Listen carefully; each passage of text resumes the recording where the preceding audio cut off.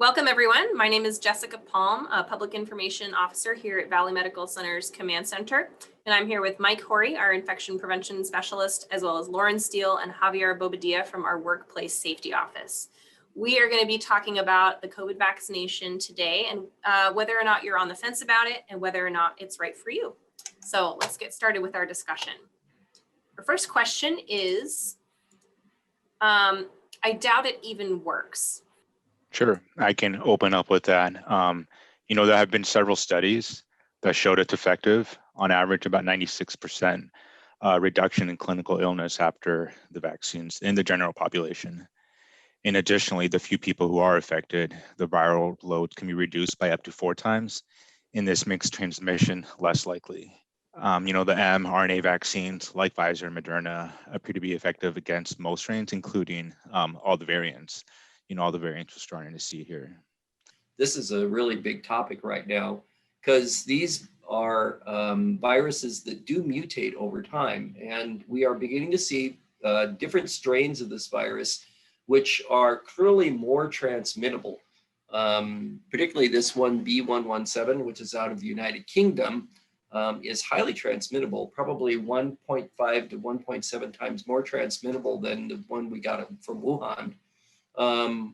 It's not more dangerous, but it spreads more easily, and it's been spreading very rapidly in the Northwest, along with the California variant, what we call B1427/29. This is one from California. Also seems to be more transmittable, and it's also growing rapidly in the Northwest. And there's a couple of other strains, one from South Africa and one from Brazil, which fortunately we aren't seeing so much here in Washington. They are having some problems in British Columbia with the Brazilian strain. One of the things, though, that we have to say, which is very important about vaccination, is they do work against most of these variants. As a matter of fact, the vaccines are much more powerful against these variants than natural disease. We're beginning to see that people who've had previous infections aren't particularly protected from the South African strain or the Brazilian strain, but they do appear to be protected by vaccination. So that makes a difference. Acquiring a natural herd immunity from infections is probably never going to happen because the virus is always going to stay a little ahead of it. And I think the vaccinations, which are effective against a lot of these variants, are the way to go to truly establish any semblance of herd immunity and protect our community. Wow. So that's another really important thing about vaccinations, is they just work better than natural infection. This is something we're beginning to understand.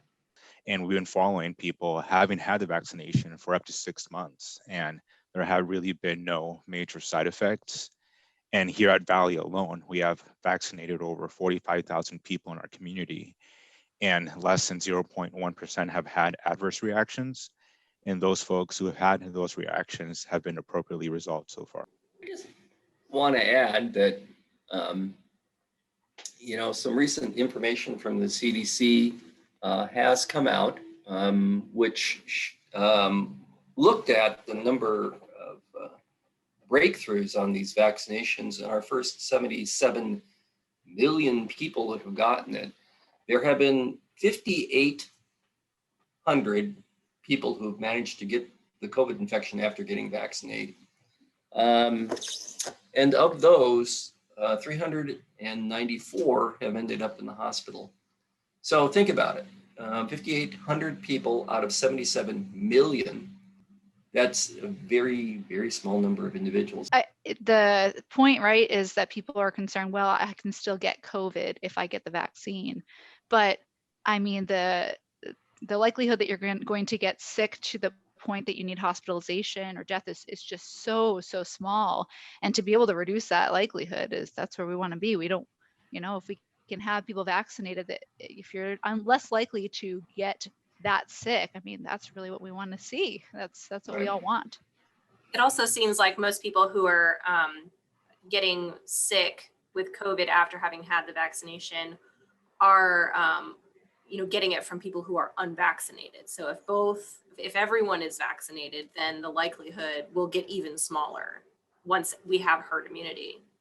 Okay, our next kind of myth to debunk is it was released in under a year and there's no way it's safe. What would you say to that? I think definitely that was one of the concerns, honestly, that I had at the beginning. Everything you hear about like in school and growing up and even just like reading, it takes 5, maybe 10 years to develop vaccines. And so when I heard that it came out in like a year or two, I was honestly skeptical myself. But when you really learn about the whole process of how they make vaccines, including submitting grants, getting trials funded, submitting them to ethics boards, and waiting for regulators to approve things, you're basically waiting for things to happen in sequence. With COVID, being that it was affecting the whole world, people really kind of came together and started working on it. People were signing up to participate in these trials before the vaccine was even ready. International, like countries all over the place, were communicating, and regulators were checking results on a rolling basis, week by week. And we had a lot of philanthropists and companies, donate money to this. Most people want to make vaccines to be profitable, but now we're looking at trying to save the world, and I think that's huge. I think COVID really has shown us what we can do when everybody works together. And really, I think the COVID vaccine coming out in under a year was really nothing short of a miracle.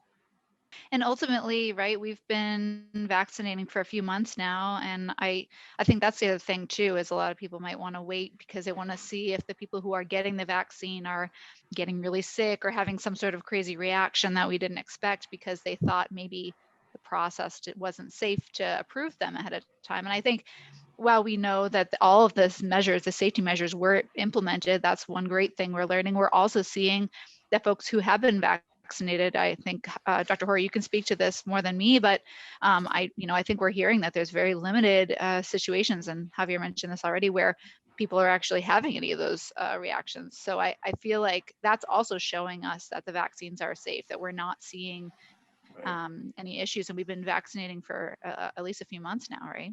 It's over 5 million patient days of experience with these vaccinations. And with the mRNA vaccines, Pfizer and Moderna, we have not seen any unusual side effects that we weren't expecting. The issue of anaphylaxis is still there. These are severe allergic reactions. We do see this with these vaccinations. The odds of having an anaphylactic reaction are pretty close to the odds of being hit by lightning. Everybody who's had this problem to date has gotten the appropriate treatment and done well. Is that the same for the flu shot? I mean, do you also experience those types of anaphylaxis rates with other types of vaccines? Absolutely. The flu shot vaccination, if you take the Moderna vaccine, the likelihood of getting an anaphylactic reaction is about 2.5 people per million people. With influenza, it's closer to 1.5, so it's a little bit more than influenza. But you could get an anaphylactic reaction with the influenza vaccine easily. It could happen. Mm-hmm. Okay. So what about with the Johnson & Johnson vaccine? It says that, we haven't seen the blood clot problems, but with the Johnson & Johnson, for people who may be thinking that, even out of the 7 million people roughly that have been given the Johnson & Johnson, and we had seen that about, 6 or so people had come up with a blood clotting problem. That's still a pretty small number of people, but do you think that has anything to do with whether or not the vaccine was tested adequately ahead of time? The Johnson & Johnson situation is an interesting one. We still have not resolved it completely, and the CDC and the FDA will be gathering later this week to be able to help us with that. But I think that we can be reassured by the way the system worked with regard to the Johnson & Johnson vaccine. Think about it. I mean, 6 people out of 7 million that received the vaccinations, that makes finding a needle in a haystack look easy. This was, I think, a real tour de force of understanding that we can find rare side effects for these vaccinations. We're right on top of this in terms of understanding that this reaction could be related to the vaccination and immediately put a halt to its use. So I think this is a real success of the safety system, and I think we should get reassurance from it that, we are carefully monitoring these vaccines as they come out.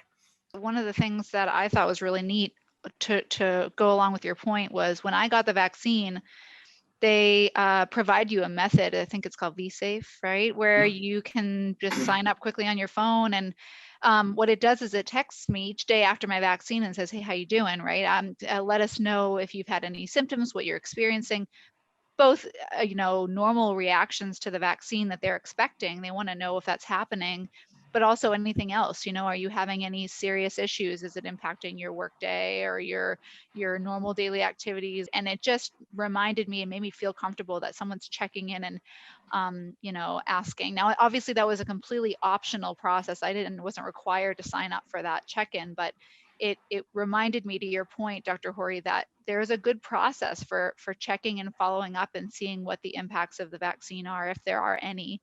And I was reassured by that. Really, it works.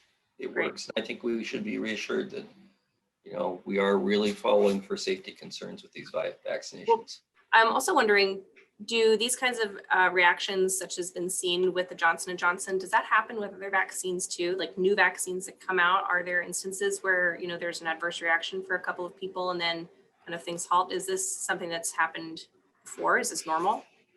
Yeah, it's kind of unusual, really. And I think that's one of the things that we should take home when it comes to vaccinations. We've been giving out vaccinations since the 1700s. With William Jenner and smallpox, and the number of times that we've actually had to shut down a vaccine due to side effects is pretty limited. But there are examples. In 1976, there was something called the swine flu vaccine that came out, and it was associated with a problem called Guillain-Barré. Rest assured that that's one of the things that we looked at very closely with these vaccinations when they came out, and we saw no evidence that such a thing could occur. But with that particular vaccine, it did happen. And so that vaccine was halted at that point. So there are examples where we've had problems in the past. But for all the vaccinations, when you think about it, that we get, particularly when we're kids, the number of times that we've actually had bona fide severe reactions associated with these vaccines once they've come out is pretty limited. Yeah, and I think to that point, right, we're getting this vaccine not just because, right, we're getting it so that we can prevent adverse issues when we get the COVID disease, right? And so I think that is also something to keep in mind. Not certainly, I don't want any other bad reactions from the vaccine, but we're also taking it to prevent a bad thing from happening to us, Right. one that is very likely, right, without it. And so that's something that I personally, right, and everyone has their own opinion, but that's something that I personally keep in mind is I'm taking this to avoid a very high risk of getting something very dangerous. And the risk of getting something bad from the vaccine is so extremely low when I'm comparing those risks. That's important to me. And I think in addition to that, Lauren, is not just protecting yourself from severe illness, but really protecting those people around you. I think all of us on this call, we were really fortunate to work for healthcare and be part of that first phase. And I think we all have family members or know someone we care about who we didn't know at the time know when they were going to get their vaccine. I didn't know when my parents were going to get it. I don't know if that was 3 months away, 6 months away. So, in part, in addition to doing it for my coworkers and my community, but most importantly for the people I care about, especially, learning about how, in addition to having that protection, it does decrease your viral load. You are less contagious. You are less symptomatic. It all kind of adds up. Yeah, so it sounds like the risks of not getting the vaccine and getting COVID and spreading COVID are greatly lower than the risks of having an adverse reaction to the vaccine, especially because all the adverse reactions that we've seen have been fine. People are okay. They're okay. And there's no guarantee that if you get COVID, you will be okay. So it's more important. And I have to remind everybody that COVID has not gone away. The trend in Washington State actually is up just a little bit from where it has been recently. It came down fairly nicely after the winter, and then it bounced on the bottom and came up. And we at Valley Medical Center have had a fairly steady stream of COVID people being admitted. They tend to be younger nowadays because the older people have gotten vaccinated. and are protected. So the people who have not gotten vaccinated, either because of choice or because they were ineligible, are what we're seeing. And, COVID's still a bad disease. I mean, think about it. We've lost 564,292 people as of yesterday to COVID in the United States. They lost 3,600 healthcare workers last year who died of COVID in 2020. And overall, last year, it was the third leading cause of death in the US. So COVID is out there. It's still a bad problem. And we're seeing a slight uptick in COVID here now. As mentioned before, possibly because the variants are in our community and are so transmissible. So it's not like we can just ignore this. We're still seeing outbreaks. They're occurring nowadays with things like indoor athletic competitions. Bars and restaurants are still major places where COVID is being spread. Gym classes, unfortunately, hospital break rooms. There's plenty of stories out there. And what we see a lot here at Valley Medical Center is widespread disease through families, going from person to person, generation to generation within a household, even between households. So COVID has not gone away, and people are still getting very sick from it, and people are still dying from it. And the vaccination can help us to avoid some of these outcomes. So we have another few questions here. I already have diabetes or an autoimmune disease, perhaps cancer or some pre-existing condition, and the vaccine may worsen that condition. It's reasonable to think that the vaccine might make that worse, except for we haven't seen that. As I said before, we've been very careful in finding things. We've been able to find problems which are vanishingly rare, but very serious. And there has been no evidence whatsoever that these vaccines to date have made anything worse in terms of other people's diabetes, their arthritis, cancer problems. There has been no evidence that that actually has occurred due to these vaccinations. So I can think, in this area, I think I'm very sure that we are not seeing any problems associated with this vaccine from a standpoint of making other diseases worse. That's great. So what about fertility? There's a lot of folks that we've been hearing are concerned about the vaccine affecting your fertility. Can you answer to that?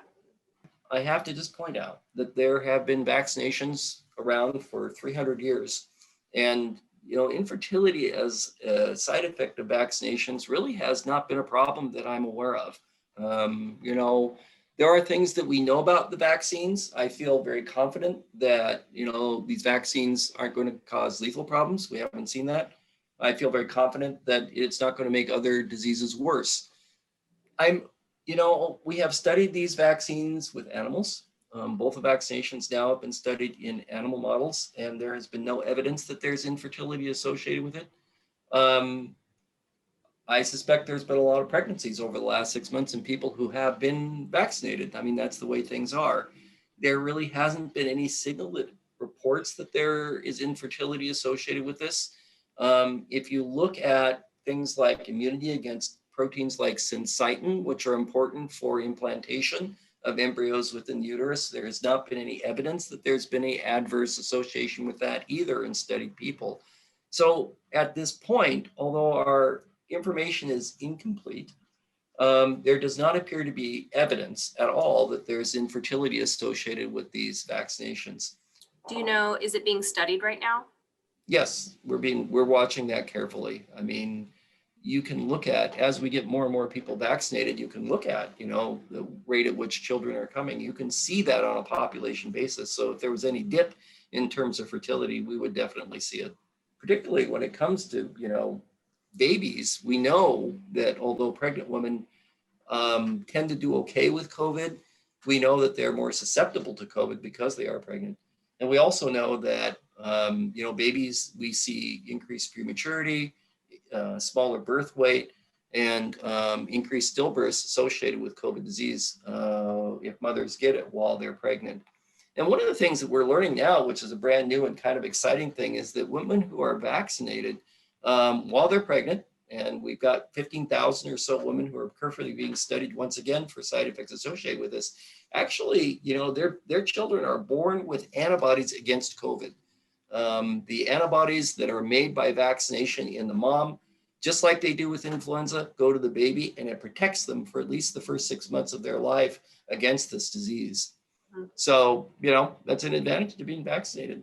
Great. And because right now babies can't get the vaccine, right? We don't have any vaccines that are Right? approved for kids that young. I mean, this is an opportunity to protect your child. I was pregnant last year when we had to deal with all this, and I would have loved to have gotten the vaccine so I could have given it to my child then. That's just so important to be able to do, because again, I just remind you that these vaccines are not only important for you, but for the people around you who either can't get the vaccine because they're too young, or who can't make good antibody because they're too ill. And that includes very old people as well. Yeah. So if you have a grandparent or, somebody like that who's very frail, they may not be making antibody quite so well. And getting the vaccine yourself, I think, is really important if you're going to take care of them. Yeah. So what about mRNA? So does that mess with your DNA? Can you explain a little bit about the genetics of the Yeah, vaccine? that is kind of an interesting point. mRNA is what they call ribonucleic acid, which is distantly related to deoxyribonucleic acid, which makes up our chromosomes and, basically is the blueprint for us. But I liken mRNA more likely to the instructions you get on like furniture you buy at IKEA or somewhere else. I mean, you've got to have instructions to put these things together. And the mRNA is the instructions for our body to create a protein which we could develop immunity to that protects us from the virus. But what do we do with those instructions once we're done? Once we've made the thing, we throw them away. And that's exactly what the body does with that mRNA. It just chews it up and throws it away. It isn't going to tell you where you need to put that bookshelf once you put there. It doesn't tell you how to design your house. It's not the blueprint. It's just a small set of instructions for doing one thing. And when it's done, it's gone. And so it will not mess with your DNA. It will not reprogram you in any way, shape, or form. Our body makes mRNA all the time, which, so we have natural processes for destroying these things, because if we didn't have a natural process for doing it, our body would continue to make the same proteins over and over and over again, and we'd have too much of everything, really. So we have to have a natural process for getting rid of this stuff once it's made. And since it doesn't do any programming, but this one individual thing, that bookshelf, it's eliminated once it's done. That's a great analogy. Thanks, Dr. Hori. So here's another concern, is the vaccine in certain instances fatal?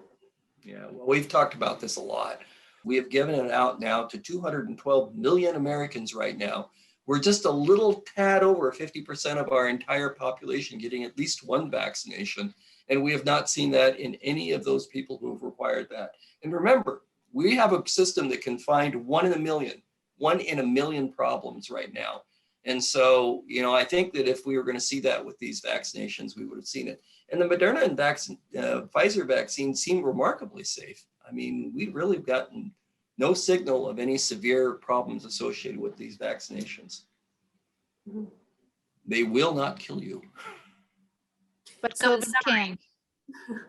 But COVID Yeah, can. that's a really great point. Another question here is folks who maybe have known someone who had COVID and have that friend is recovered, and maybe COVID wasn't so bad for that person that you knew. Why get the vaccine if you know that it's possible you could be okay?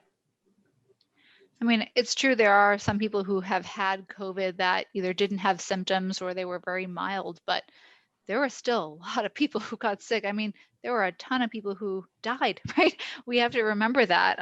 It's been really bad. Over 500,000 deaths, right, in the U.S. Alone. That's just in our country. And you already mentioned, Dr. Hori, that it's the third leading cause of death in 2020. I was just looking at a chart yesterday where it shows, each year after year after year, the most common issues, right? Heart disease, diabetes, things like that. Literally COVID, which did not exist as one of the reasons, showed up on that chart as the third leading cause of death. So yeah, it's not that bad, maybe for some people, but not for everyone. I mean, you've also mentioned those who have had it doesn't mean they necessarily can't get perhaps one of the new variants. And that's, again, something we've talked about, that vaccine giving them some protection for. And then on top of that, those who have had COVID, even if they've recovered, let's say they were hospitalized and had a really bad issue, they're having symptoms later, affecting them later in their life. We're seeing issues kind of that are presented here. They're having lasting fatigue, right? They're feeling tired. This is kind of hit by a truck, right? That feeling of like, goodness, I'm exhausted. Months after, this is 40% of the symptomatic patients that had COVID. I mean, that's a huge percentage. Really scary. 33% of these the patients who had COVID, who were symptomatic, who had symptoms, they've had other issues, neurologic problems, such as a brain fog, right? Like a loss of memory. That's terrifying to me, right? You feel like you're healed, you feel like you've recovered from COVID, and here you are, you're still not just thinking right. You're still you're not thinking like you used to. Other things like a nagging cough or a shortness of breath, that would continue on after COVID. It looks like 25% of these patients had lasting symptoms with shortness of breath, chest pain, a cough, and then headache. God, a jackhammer headache. I think that many of us have had something like that. I would hate for that to linger after having COVID like this, but it does. My own grandmother, unfortunately, she did get COVID, and she's recovered now, but she lost her sense of taste and smell. And I gotta say, it was remarkable she had it, because she was a little older and oftentimes those things degrade with age, but she had her full taste and smell before. And she told me a story the other day, how she had just bought perfume, and she had ordered it online. She got it to her house. She's, again, fully recovered from COVID now, a few months now. And she opened the bottle of perfume and didn't smell a thing. She actually returned it, called the company and told them, you sent me a defected perfume. It doesn't smell. And they were like, goodness, I'm so sorry, I don't understand, they all smell just fine. And she spoke with her doctor about it, and they said, yeah, this is a lasting symptom. It's been months since she's been recovered, and she doesn't think she'll ever get it back. Now, again, she's older, and we do expect that with older people, but she did not have that issue before, and now she doesn't have it. And I don't believe this is just a symptom that you get when you're older, right? I think people who, Dr. Hori, you can comment for me, but I'm pretty sure that's still a concern for young people who have had COVID. So even if they've recovered, it doesn't, from the serious symptoms associated with COVID, there are still huge concerns with those people who have it later. So don't think that just because you know somebody who didn't have it that bad and has recovered, that there's no issues for the future. I think we're still really concerned with the impacts COVID could have, even if you do get it now. And again, that vaccine can prevent that from happening. I think that's one of the most important things, is don't let something that can affect you once affect you for the rest of your life. I used to tell people all that with my earlier position, when I used to train people on ergonomics. I'm like, take it serious, because this isn't only going to affect you at work, it's going to affect your hobbies, like especially being short of breath. You can't go on bike rides and hikes and, enjoy physical activity. And I love food. It would be really disappointing if, even if your sense of taste was reduced. That would be catastrophic for some people. I mean, yeah, and as time has gone on, we've actually learned a little bit more about how long these things will last. 80% of people who are hospitalized for COVID actually will have long-term symptoms for up to 6 months. So, shortness of breath, as Javier has talked about, half of people who survive COVID may have shortness of breath, or could be fatigued, or may have problems with headaches or memory. There was a Swedish study which showed that 50% of healthcare workers who got COVID had symptoms such as loss of taste, smell, fatigue, and breathing problems that were moderately or markedly disruptive to their home or social life at 8 months after they had the problem. So, we don't know how long this is going to go, because it's a fairly new disease, but, we've certainly seen portions of the population who've gotten this disease who have been sick for a very long time. And, so it's kind of a crapshoot. If you get COVID, you could be in bad shape for a while. So some folks may be thinking, well, I have to wear a mask and social distance, even if I get the vaccine. So why even bother? If I could just wear a mask and go about my life anyway, what's the point of getting it? Well, To be honest, I mean, the reason we still need to wear masks is because not enough of us are vaccinated yet. And so that's kind of what we're Absolutely. getting to here. If we got to the point that enough of us are vaccinated, I mean, this is what happened back in 1910, as far as I understand it, right? Because you have to have enough people who you're not concerned about spreading that virus to or from in order to stop the measures we're doing.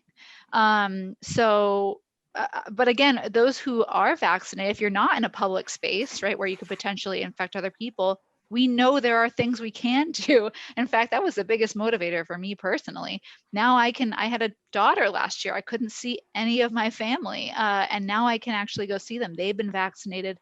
I've been vaccinated. The risk to my child is extremely low, both because she's of such a young age and because we are both vaccinated and are less likely to carry it and transmit it. So this opens it up. I can actually see my family. She can meet her grandparents for the first time, albeit it's 8 months in. But I think that's a huge piece for us all to remember. We can see our friends and family now if they've been vaccinated.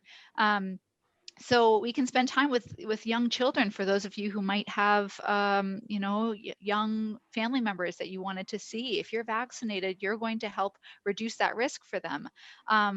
There are tons of things you still can do unmasked if you're vaccinated. But again, we have to keep masking in public until enough of the people that are around us are actually vaccinated, and that's why we need to talk about this. There's a couple other advantages too in terms of travel. Vaccinations actually helping prevent you from needing to get pre-travel or post-travel testing, or preventing you from needing to quarantine when you get there or before you come home in a lot of places. And it's also helpful with if you are furloughed from work. That period of time is shorter if you've been vaccinated. So there's so many advantages, even though you still have to wear the mask to the grocery store or into the restaurant. There's still a lot of places or things you can do now that unmasked and within 6 feet if you have been vaccinated. Mhm. Great, thanks. In addition to that, Lauren, even like the big things like bringing back sporting events and bringing back concerts and all those big activities. I mean, the more vaccines we get, the more normal things we can It get will back, be. things we miss. The things we want to get back to that. We want to keep those restaurants open. We want to keep our businesses open, right? In order to do that, we have to get vaccinated. And until then, we have to stay masked. We've heard in the news that vaccines are rolling out, but what are really the numbers? Are people really getting the vaccine? It seems to have been kind of slow in the uptick, but how is it going now? How do we know the numbers of people who are actually getting vaccinated? Yeah, that's a really good question. You hear all these information over the radio or online about the vaccine is safe, or and the vaccine is good for you, but are people really getting it? And I think the numbers really show it here. People are definitely getting the vaccine, and it's increasing in numbers now. Dr. Hori, do you want to talk a little about this? I mean, one of the things I just heard earlier is like half the U.S. has at least, I think it's just above half, right, of the U.S. has had at least one of the vaccines. I mean, that's really great. We've only been doing this for 4 months now. Yeah, I know. It's absolutely staggering to think about that number. I mean, 212 million doses of the vaccination has been given out right now. Absolutely astounding how quickly we've been able to get this out. Mm-hmm. And as people are seeing other people around them getting vaccinated and doing well and being able to do some different things and feeling, relieved that they're probably not going to get any COVID problems, more people are jumping into the pool and wanting to do this. So, in December of this year, only 34% of people here in this country, and, obviously that was due to availability, had been vaccinated or were planning on being vaccinated. And 39% of our country at that time was adopting a wait and see approach. I'll think about this. I'm not really ready for this yet. As of March of 2021, in a recent survey that was done, 62% of America now wants the vaccine or has gotten it. And the number of people who are sitting on the fence waiting, it's gone down to 17%. It's gone down over half. So people are really beginning to feel comfortable with the idea of vaccinating. So, I mean, it's really coming together. People are really beginning to get on board with this, and it's across all groups. There really aren't any groups now that you can put your finger on who are just saying, as a group, I'm not going to get the vaccine. That's just not happening at this point. People are getting more and more comfortable with this all the time.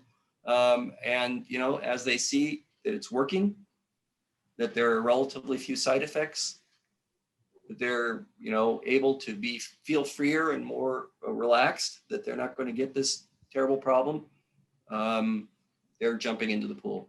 Right. So, in summary, any summary for us here, Javier? What your thoughts are? Yeah, just to kind of close up on those last statements by Lauren. I mean, I think it was yesterday where it kind of just got opened up to the rest of the population. Again, everyone over 16. And it's really easy to find those sites around you. You can go to doh.wa.gov and just put in your zip code, and it'll give you by radius, like what are the closest clinics. Some of them are more private clinics, but a lot of them, like Fred Meyer pharmacies, CVS pharmacies, they're all by appointment, but they'll give you an appointment regardless of your status with insurance or even your citizenship status. I actually have family in Mexico that have flown here just to get the vaccine and go back home, because at least here in the United States, we're doing so much better off than a lot of our other countries on earth. And so I think that's great. You know, a lot of people, and I wonder how that kind of plays a role with those smaller percentages, especially in the Hispanic community. They might be under the impression that they need insurance or they need citizenship status when they don't. mm-hmm. Out in the state of Washington, you will not be challenged to get the vaccine here in the state. And I think that's a really great point, Javier, is that we have a real privilege here in this country of being able to get the vaccination when we want to for nothing. It's we amazing. Really do. And people shouldn't be taking that for granted, because again, this is greater than ourselves. This is the biggest thing to happen in the lifetime of anyone we know. All right. Thank you, everyone, for listening in. We will put some links and resources in the description of this video, so you can get access to different community sites where you can find a vaccination, information about Valley's vaccination program, as well as a link for VSafe, so you can track your symptoms and make sure that any adverse reactions are captured and talk to your doctor in a timely fashion. So thanks, everyone, so much, and hope you all get your vaccine soon.